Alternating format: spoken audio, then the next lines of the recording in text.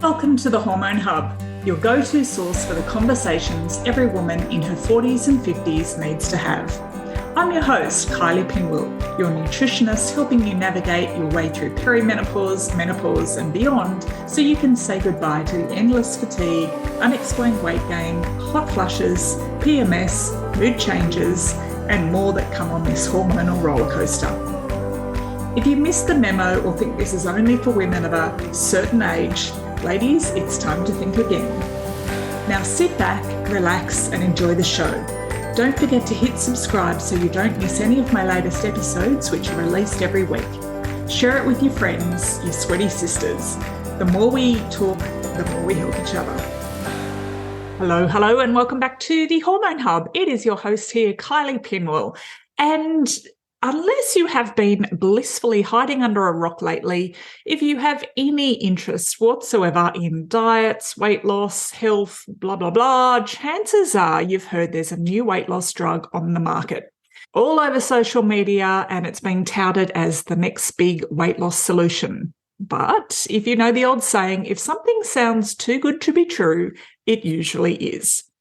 Today, we're looking at the weight loss wonder drugs, Ozempic and Wegovy. I'm thinking that's how you pronounce it. So we're going to have a look at the good, the bad, and the downright ugly. So we're talking about the semaglutide range of pharmaceuticals, which include, Ozempic and the recently released Wegovy. So these are drugs that are injected once a week into the stomach, into your thigh, into your arm, and they were initially developed for those with type 2 diabetes. And the whole idea of it is to help stimulate the insulin action in the pancreas, which then helps aid blood glucose control. Now, a significant weight loss was an unexpected benefit. So as users sort of experienced a reduction in appetite, thanks to the effect of the semaglutide, it mimics the role of leptin, which is a hormone that tells our body when we've had enough to eat. So, all of a sudden people were like, oh my gosh, losing weight on it.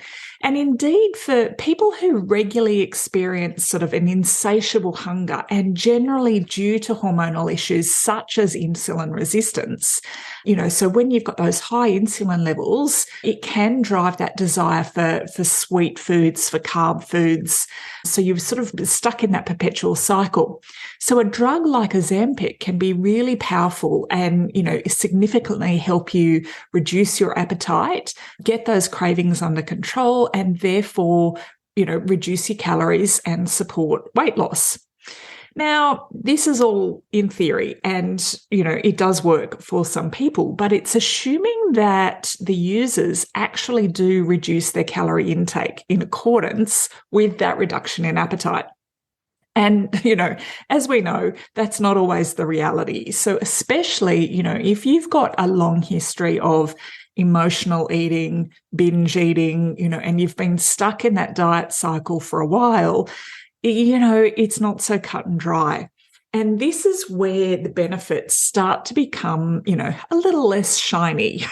So like I said, if it's too good to be true, it likely is. And today I'm going to have a look at the good, the bad, and the ugly side effects of, drugs like Ozempic. So we do have appetite loss. So definitely that reduction in appetite is what kicks off that weight loss, like I just said. And, I also want to bust a common perception. So using Ozempic, it doesn't decrease or doesn't increase rather your fat metabolism. And it doesn't necessarily result in weight loss unless you have a hormonal issue such as insulin resistance. Or you're dramatically at the same time, dramatically reducing your calorie intake. So even if you're taking it at a higher dose, if you continue to eat more than you need, if you continue to eat, too high a proportion of processed carbohydrate-rich sort of foods, and you're not looking after what you're eating, are you moving your body and exercising, you're not going to see that continual sustained weight loss, no matter how much, of this drug you take. So, it should be sort of regarded as a tool to, support your appetite, support your insulin response, and, still look at that, that nutrition side, that diet, exercise, lifestyle, so it's not a free-for-all so you can eat whatever you want and still lose weight. So the thing is, for every person who goes on this, what they're not telling you on social media is for every, person who goes on it and, actually achieves a significant weight loss over sort of a period of 6 to 12 months, there's going to be 2 people who haven't succeeded. And this is generally because, they're still making poor food choices, and they're not, I guess, being compliant with how it's meant to work. So, a few kilos might be lost initially as, you're eating less food thanks to, the general feeling of nausea that can be associated with these drugs, and it's quite common. But also too, we kind of get into that mindset that we've found the magic pill. So that way, the extra treats, the eating out in restaurants, too many wines, along with, not moving your body, means the weight loss is going to slow down. And, I hear it time and time again, it doesn't matter which diet, it doesn't matter which drug or, what happens. Oh, it worked really well for the first 2 weeks and then it stopped. And, this is generally why. So if we think of these, semaglutide drugs, they're meant to be an add-on, as to support your insulin, sensitivity and also to control your appetite. They're not a replacement for, a healthy diet and lifestyle. Okay, so, and it does in this instance come down to calories. So for the drugs to work well, your baseline calorie needs to be much lower so your hormone levels, so that insulin hormone levels can reduce over time. So if you continue to eat, emotionally eat, binge eat, so you're eating for reasons other than hunger, the drugs can't do their work. And of course, like any drug, there are some people for who, they just don't work at all. But, the plus side, for the right person, Ozempic and, the similar drugs can be life-changing because they're directly targeting that underlying hormonal dysfunction. They're targeting your pancreas to produce more insulin and, significantly reduce your sort of, appetite as well. So, there are definitely people who've reported feeling, free of that sort of obsessive loop of, all things food and eating. So they can actually make lifestyle changes and successfully lose weight. So, there's always, the shiny stars for who this will work for. This Hormone Hub episode is sponsored by The Well-Balanced Woman. If you've been on a hormonal rollercoaster, feeling bloated, your digestion isn't the best, and you're sick and tired of feeling lethargic with your weight creeping up, then this is the right program for you. I'm right there with you across the 12 weeks to hold your hand, and I'll give you a loving kick up the bum if you need it. The Well-Balanced Woman is your personalised 4-phase program created to help you regain your energy, balance your hormones and fire up your metabolism so you get the results you're after. The link with all the details is on our show notes or over at kyliepinwell.com/well-balanced-woman. And now we'll get into the not so, where things go a bit sideways. So, of course, the drug only works while you're taking it.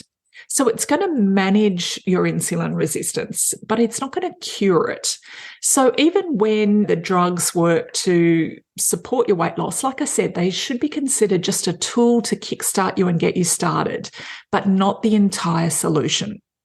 So, of course, once you stop taking the drugs, unless you then maintain that lower calorie, lower carbohydrate diet, long-term, maintain exercise, there's a chance, just like any other diet, that you're going to gain back what you've lost and, likely put on even more weight.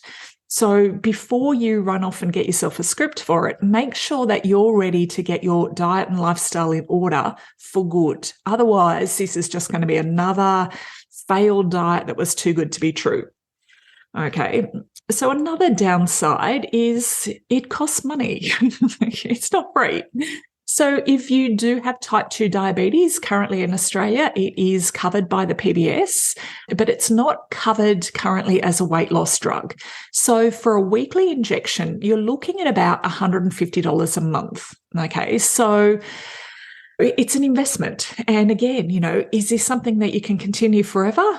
No. Is it something that you want to be on forever? No. So how much are you prepared to invest in it to get those results? Now, with other side effects, so, we already sort of mentioned nausea, and there are as more people take the drug, obviously there's more people, more side effects and more people presenting with side effects.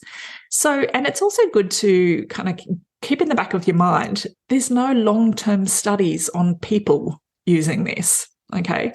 Not even rats. Okay, so it hasn't been around for a huge amount of time. It's been on the marketplace for use in type 2 diabetics for, quite a few years. But again, we don't know. You can't stay on it for 5-10 years. All right. So, so common side effects are diarrhea, nausea, bloating. And then there's other additional side effects, including blurred vision, kidney failure, gallstones. There's been reports of thyroid and pancreatic tumours, which lead to cancer. Yeah, so it's just good to know, that or be aware before you jump in that there are side effects from superficial side effects to, pretty serious. So blurred vision, when I sort of looked into the data, so it was mostly diabetic patients who are most likely to experience blurred vision while they were taking Ozempic. And this was sort of largely due to high blood sugar levels, which can actually damage your retina. So, they did go on to say that vision changes in, people who were using the drug for weight loss were uncommon. So that was more for the diabetic patients. So pancreatitis and gallbladder. So this was, people are sort of experiencing or showing up as, having a severe abdominal pain, usually bad enough to go to a hospital. So, and pancreatitis, which is a swelling of the pancreas, and they have, been seeing increased, cancers and tumours on your pancreas as well. And and they did get thyroid tumours in the rats that they were doing the research on as well. So, a little bit that they forgot to put in the marketing. So, to develop something like pancreatitis, it's more common in people who actually already have a risk factor for pancreatitis. So this would include, prior history. It would include, high triglycerides, alcohol intake, and then other sort of, any genetic predispositions. Gallbladder issues. This was a really interesting one. And, it's also seen in other, diets, like really low calorie diets, because what happens is when we lose weight, our liver processes, it breaks down our body fat. That fat then is sort of processed and broken down further by our gallbladder. And, one of the side effects, so gallstones, sort of are coming from the body failing to adapt quickly enough to that rapid weight loss. So it's almost like you're losing weight so fast, your body can't keep up with it. So your liver's pumping out more bile, more cholesterol to break down that fat. And this leads to gallstones. And, it's also good to be aware, this is a really common side effect of any kind of bariatric surgery as well. Then we've got our stomach and digestive issues. So these are probably more common. So, apparently you can stink up a storm on this stuff. So smelly side effects like pretty potent belches, like rotten egg burps, unpredictable exploding diarrhea in about 30% of users. So that's a lovely one. And, what follows that would be, naturally a bit of anxiety, right? So where symptoms occur, and you don't know where the nearest toilet is, or you start avoiding social situations, just in case you have a little accident. So, we've got that gut-brain connection. So emotional symptoms, then worsen, that anxiety around it can then worsen the gastrointestinal symptoms. And then, you've got that vicious cycle. So another sort of fairly common sort of side effect is malnutrition, which is interesting. But because, that sensation of feeling full is there, a lot of people aren't able to maintain a healthy, balanced diet. Okay, so nausea is common, and, it's not because the drug is burning fat, it's because you're eating less. So it can kill your appetite. So, you're not getting the nutrients that you need for your body to function effectively. Okay, so this is where if you do sort of opt in for, something like Ozempic or one of these drugs, it's really important to get some, nutritional advice, because I don't think that that's being handed out with the script at all. Then, some not so serious side effects are, what they're calling Ozempic face. So obviously, if you're losing a lot of body weight, quite quickly, your puffiness in your face and your fullness in your face is going to go. So a lot of people are sort of reporting that they're looking exhausted and old. Okay, so it's just good to know, fingers, wrists, saggy knees, all of the things. So people aren't loving the side effects of that. So your body might look great, but, you might look like a wrinkly old woman as well. All right. So despite all of these side effects, these are drugs that are, absolutely flying off the shelves. And doctors are declaring that it's all generally safe and, when used by the right patients. So just be aware there are, it's not a magic pill. There is no magic pill for weight loss, plain and simple. So thinking that a weekly injection is going to shed weight without addressing what's going in your mouth and moving your body and any other drivers, so, your stress hormones, any thyroid issues, inflammation in your body, it's crazy to think that that's going to fix all of that. So, I get it. Shedding stubborn weight when it seems like you're doing everything right is frustrating, but, doing something that drastic, is it the right thing? So, drugs aren't always the answer. So just be aware of the side effects. Like I said, there's positive in that it's, good insulin control, appetite control, provided it's done well. If it's not done well, it can be disastrous. All right, so I just wanted to give you the ins and outs and my thoughts on, the wonder weight loss drugs. Okay, my loves, I hope you enjoyed that episode, and I will see you in the next one. Thank you for taking the time to listen today. You can head on over to the show notes at kyliepinwell.com/podcast, where you'll find all the links, and I have a little bonus surprise waiting for you. Before we go, it would mean the world to me if you head on over to your favourite podcasts channel, subscribe and leave a review. Make sure to screenshot it, DM it to me so I can thank you personally. Then stay tuned for next week's episode. Can't wait to see you then.